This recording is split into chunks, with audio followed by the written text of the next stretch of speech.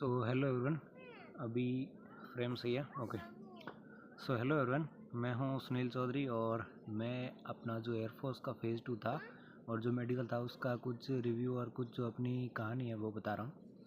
तो देखो, मेरा जो एयरफोर्स का एग्ज़ाम था वो आज से 3-4 महीने पहले हो गया था और उसके बाद में 2-3 महीने का टाइम मिला था फ़ेज़ 2 के लिए प्रिपरेशन करने का, जिसमें होती है रनिंग और पुशअप, स्क्वाट, सिटअप, ये वगैरह होता है।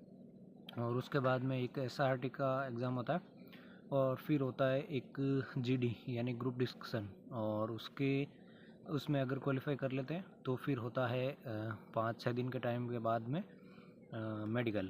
तो ये मेडिकल तक की जो कहानी है वो मैं आपके साथ में शेयर करूँगा। तो मेरा जो फ़ेज़ 2 था वो था 27 जनवरी 2026 को सिकंदराबाद 12 AC हैदराबाद में, ठीक है।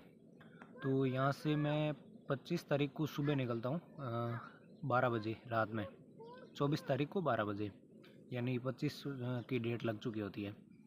तो 2 दिन का सफ़र था मेरा, 40 आवर्स की जो ट्रेन जर्नी थी। यहाँ से तो मैं अकेले गया था, बट ट्रेन में दोस्त बन गए थे 2-3। तो हम पहुँचते हैं 26 की शाम को, आई थिंक यही टाइम था 6 बजे के आसपास। तो मैं वहाँ पहुँचा और वहाँ पर हम रुके थे और सुबह जल्दी रिपोर्टिंग हो गई थी हमारी 5 बजे, लेकिन हम पहले पहुँच गए थे 4 बजे के आसपास और 4:15-20 पे हमारी एंट्री हो गई थी। और एंट्री के बाद में बायोमेट्रिक हुआ था। बायोमेट्रिक के बाद में हमें एक जो कंसर्न फॉर्म था वो फिल करवाया और हमसे ले लिया वो, और उसके बाद में हमारे बैग जमा हुए और हमें भेज दिया था रनिंग ट्रैक पे। तो 70 बच्चों का बैच बना था और फर्स्ट बैच में ही मेरा नाम आ गया था। और वहाँ पर ऐसे टेस्ट नंबर से नहीं होता है शुरुआत, रनिंग ऐसे ही नॉर्मल जो भी पहले आएगा वो रनिंग में पार्टिसिपेट कर लेगा। तो ऐसे करके 3 बैच बने थे, जिसमें 70 का एक बैच बना था पहला, दूसरा भी 70 का, और तीसरा जो बैच था वो 60 का बैच बना था। यानी जो रिपोर्टिंग थी वो 350 की थी, लेकिन 200 बच्चे ही प्रेजेंट हुए थे। तो हमारे जो रनिंग का ग्रुप था वो सबसे पहला ग्रुप था। तो हमें 4:30 के आसपास ट्रैक पे लेके गए थे। तो थोड़े बहुत हमें इंस्ट्रक्शन दिए और फिर हमें जो एक रोड थी वहाँ पर हमसे रनिंग करवाई। तो रनिंग में ऑलमोस्ट सभी बंदे हो गए थे। एक बंदा बचा था जो कि 100 मीटर के आसपास वो पीछे था, बट उसको भी उन्होंने कहा, थोड़ा सा मोटिवेट किया कि आजा भाग भाग, तो फिर उसको भी ले लिया, यानी छोड़ा किसी को नहीं। और टाइम भी फुल अच्छा खासा, यानी 7 मिनट पूरा टाइम दे रहे हैं। उसके बाद में हमसे थोड़ा सा टाइम दिया, यानी 2-3 मिनट का, और फिर हमें लेके गए थे एक जगह थी थोड़ी सी ऊंची बनाई हुई। फिर वहाँ से हमें थोड़ा सा रेस्ट करवाया 2-3 मिनट का, और फिर हमसे पुशअप लगवाए। तो पुशअप में 1-2 बंदे आउट हुए थे, उनको फिर से मौका दिया, बट वो दूसरी बार भी नहीं कर पाए, तो फिर उनको आउट कर दिया।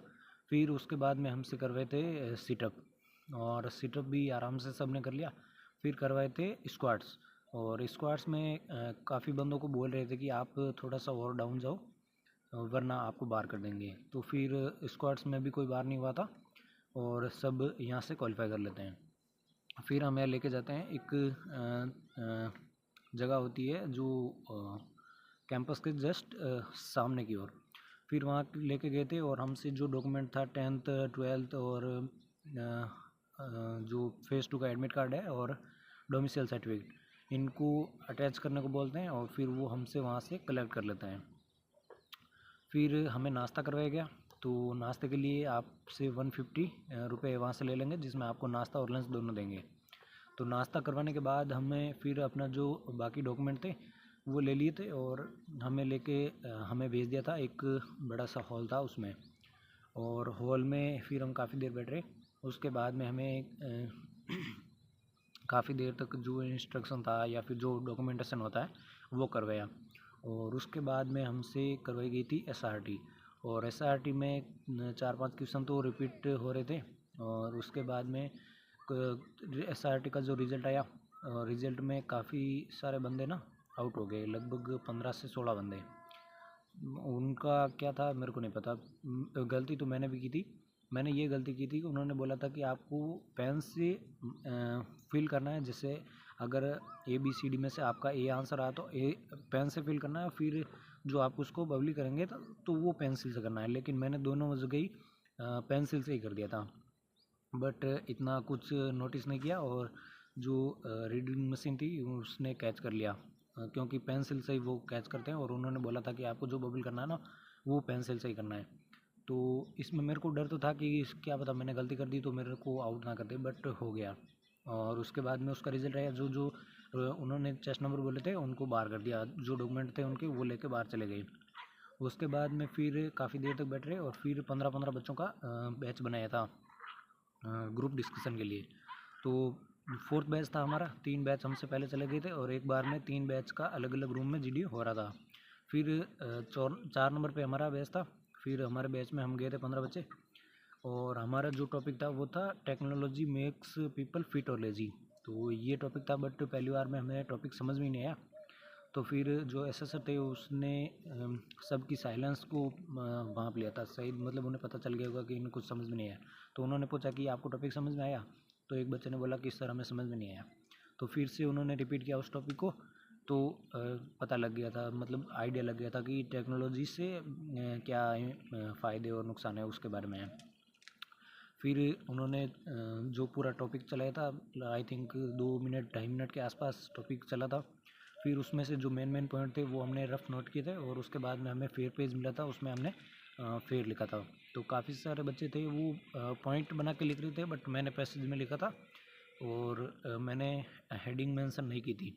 मैंने सिर्फ एक पैसेज ही लिखा था, उसमें जो जगह मिलती है आई थिंक 10 से 11 लाइन मैंने लिखी होगी। तो वो लिखने के बाद हमसे फेयर पेज कलेक्ट कर लिया, और जो रफ पेज था वो अभी भी हमारे पास ही था। और उसके बाद में हमें बोला कि आप अपना इंट्रोडक्शन दोगे ना, उसमें आप अपना नाम, आप कहाँ से आ रहे हो, आपकी क्वालिफिकेशन क्या है, और आपके जो माता पिता ना वो क्या करते हैं, ये चीज़ मेंशन करनी थी। फिर बच्चों ने शुरू किया था। जो पहला बच्चा था चेस्ट नंबर 79 था आई थिंक उसका, उसने शुरू किया, बट उसका इंट्रो था ना वो इतना अच्छा नहीं था। तो फिर उसके बाद में चलता गया कहानी, और जो सेकंड लास्ट था वो मैं ही था। तो मेरे के बाद में एक बच्चा था, तो हमारा हो गया था। और उसके बाद में फिर सब लोग रुक गए थे, यानी जो अपना इंट्रो था और नरेशन के बाद में जब इनिशिएट करने की टॉपिक इनिशिएट और जीडी स्टार्ट करने की बारी आती है ना, वहाँ पर सब लोग रुक गए थे। तो फिर एसेसर ने बोला कि अब आप जीडी स्टार्ट करो। तो फिर जो चेस्ट नंबर 79 था उसको बोला कि आप इनिशिएट करो। तो उसने इनिशिएट किया, बट वो ठीक से बोल नहीं पाया। तो फिर एक 4 या 5 नंबर चेस्ट नंबर छोड़ के एक बंदा था, उसने अच्छे से इनिशिएट किया, और उसके बाद में सभी ने पार्टिसिपेट शुरू कर दिया। फिर लगभग 10 बंदे जब तक बोले थे ना, मैं पार्टिसिपेट कर ही नहीं पाया, मैं बोल ही नहीं पाया कुछ। फिर मेरे को भी ऐसा लगा कि शायद अब नहीं बोलूँगा तो फिर आगे बोल ही नहीं पाऊँगा, क्योंकि सब बच्चे ने वहाँ पर नर्वस थे, सब पैनिक कर रहे थे। तो फिर 11 या 12 नंबर पे मैंने बोला था, और मैंने 3 लाइन का एक पॉइंट रखा था। आई थिंक मैंने 30 सेकेंड बोला होगा फर्स्ट पॉइंट जब मैंने रखा था तब। और उसके बाद में मैं रुक गया था। फिर सर ने बोला कि नेक्स्ट, यानी जो मेरे से बाद में था वो, यानी जो भी 30-40 सेकंड बोल रहा था ना उसको वो चुप करवा दे कि अब आप रुक जाओ और अगला बोलो। तो मेरे को ऐसा लगा कि शायद मैं कुछ गलत कर रहा हूँ, इसलिए मेरे को रोक रहे हैं। फिर मैंने ये सोचा कि अगर मेरे को अभी मैं और नहीं बोला, 2-3 पॉइंट अच्छे से नहीं रखे तो शायद मैं आउट हो जाऊँगा। इसलिए मैंने जो पहला पॉइंट अपना रखा था ना उसके जस्ट 3 बंदे बोले, और फिर चौथे नंबर पे मैंने फिर से अपना एक पॉइंट रखा था। और टोटल मैंने अपना इंट्रो, नरेशन और 3 इसके अलावा पॉइंट रखे थे। और उसके बाद में असेसर ने हम सबको स्टॉप करवा दिया कि आप लोग मतलब 2-3 बंदे ऐसे थे जो इस टॉपिक को छोड़ के 5G के बारे में बोल रहे थे।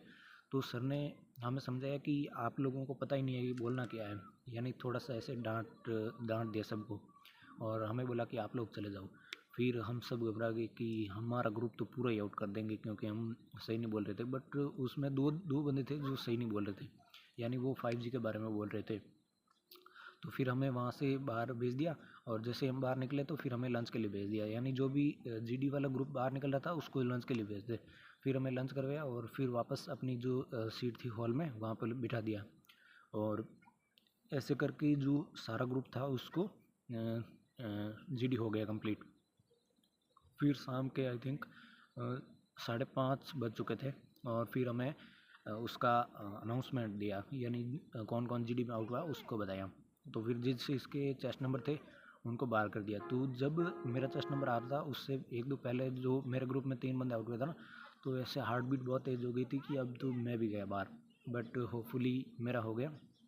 और हमारे 15 में से 3 बच्चे आउट हुए थे और टोटल आई थिंक 10 से 15 बच्चे जीडी में भी आउट हुए थे। और उन्होंने क्या गलती की थी, जो मेरे बैच में थे उन्होंने यही गलती की थी कि जो टॉपिक था उससे वो अलग बोल रहे थे, यानी टेक्नोलॉजी मेक्स पीपल फिट और लेजी, ये टॉपिक था, बट वो बार बार 5G टेक्नोलॉजी के बारे में बोल रहे थे। और एक बार एसएसआर ने पहले भी मना किया था कि आप 5G के बारे में मत बोलो, 5G टॉपिक नहीं है हमारा। तो और एक बंदा जायद शायद ये ऐसा था जो बोल ही नहीं रहा था। तो 3 बंदे टोटल आउट हुए थे। फिर जिनको आउट किया था उनको डॉक्यूमेंट लेके बाहर भेज दिया और फिर काफ़ी देर बाद में हमें मेडिकल वाला जो क्या बोलते हैं एडमिट कार्ड, वो लाके सबको दे दिया और सबको कॉन्ग्रेचुलेट किया। और फिर कुछ देर वो वहाँ पे जो स्टाफ थे वो काफ़ी कोऑपरेटिव थे, तो वो बच्चों से गाना गवा रहे थे, कुछ मज़े करवा रहे थे।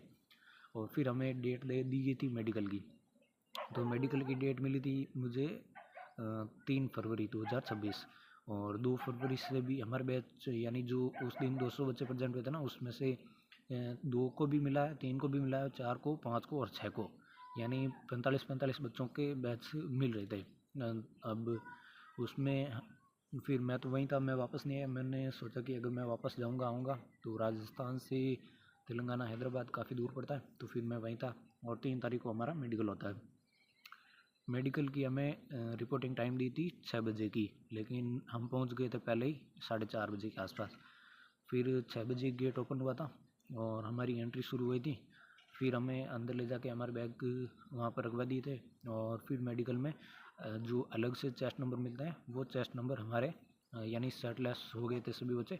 फिर आगे और पीछे वो चेस्ट नंबर मेंशन कर दिए थे ब्लैक मार्कर से। फिर धीरे धीरे जो सारे चेकअप थे वो कंप्लीट हुए। आई टेस्ट, फिर डेंटिस्ट ने दांत चेक किए थे और उसके बाद में ईयर टेस्ट होता है। उसके बाद में आपकी हाइट वेट मेजरमेंट होता है और दो बार ब्लड निकालते हैं, जिसमें से एक खाने से पहले और एक खाने के बाद में। और फिर उसके बाद में नाश्ता करवाते हैं। फिर आपकी ईसीजी टेस्ट होती है। ईसीजी के बाद में आपका एक्सरे टेस्ट होता है। हमारे में ये हुआ था कि एक्सरे की मशीन ख़राब हो गई थी, इसलिए जहाँ पर रीमेडिकल मिलता है उस सेंटर पे हमें बस से लेके गए थे। और इसमें हमारा 3-4 घंटे का टाइम बर्बाद हो गया था और हम शाम को छूटे थे 10 बजे। तो ये आई थिंक बैच हमारा ही था जो इतना लेट छूटा था। तो इसमें भी हमारे जो 45 का बैच था उसमें एक एब्सेंट था, 44% थे। और उसमें से 12 बच्चों को ग्रीन कार्ड मिला है, बाकी सबको रीमेडिकल मिला।